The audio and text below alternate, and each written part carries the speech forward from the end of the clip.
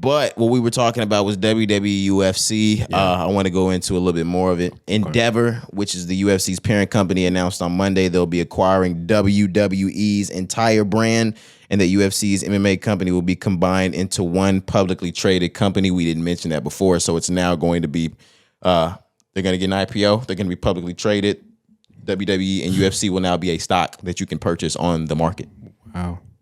The deal values UFC at $12.1 billion and WWE at $9.3, making the valuation of the entity $21.4 billion. It will be one of the biggest players in all of sports. One of the biggest plays in all of sports and entertainment. That's really amazing. I'm not gonna lie to you, to see that merger or that connection. And it's just weird because back to the time when we were watching WWE, it's always been controlled by one family, the McMahon family. You know what I mean? And now to see like that changing hands. Well, it's not necessarily going to change. Oh, it's not? It says right here. Okay, what's up? Because you can remember a couple months ago, they said that Vince McMahon was going to sell off a portion of it. This probably didn't happen because they merged. Okay. Longtime WWE promoter Vince McMahon will stay on as the new company's executive chairman. Oh, okay. Dana White will remain the president of UFC, and Nick Khan will serve as president of WWE. Ari Emanuel, the Endeavor CEO, will oversee it all. So the person that owns the parent company of UFC, they purchased the majority, so they're going to have 51% of the company, while the WWE shareholders own 49%. Endeavor's going to oversee the entire thing, but Dana's going to still do his thing over at UFC. Vince is going to do his thing over at WWE. Okay. But reading that was what gave me some peace of mind, because I didn't want to see vice versa happen to either company.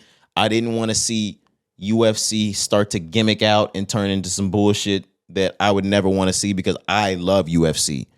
And the same way I love UFC, I love the wrestling family kid aspect of WWE, and I don't want them to tarnish that by bringing UFC's real life blood gore, all that shit, because I like that you can have gimmicks in the WWE, that you can have characters like, I'm not even gonna start naming characters because I haven't watched wrestling in forever, but in our time, we had like the DX, you had like a Eddie Guerrero, you had Rey Mysterio, you had Carlito, niggas like that. Even if you weren't the top of the top, you had different gimmicks and different attitudes that kids could grow their favorites. You had the ones that you love to love, the ones you love to hate. I like that you can keep that. It keeps things family oriented. It keeps things fun. And the real fights, I mean, when you want to watch that shit, you watch UFC. You go to UFC, of course. I couldn't agree more, man. Like, yeah, I had one time where, and I believe you did as well, my pops took me to a show, a WWE show. It was kind of like one of the, what do they call when they go off like WrestleMania? What is it called? Went to a pay-per-view?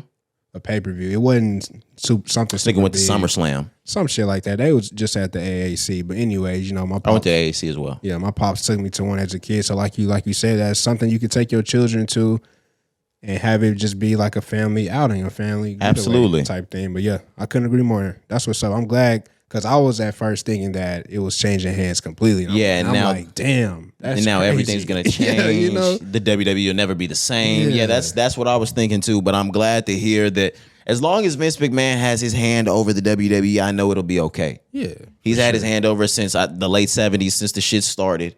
And it's been fine ever since. Yeah.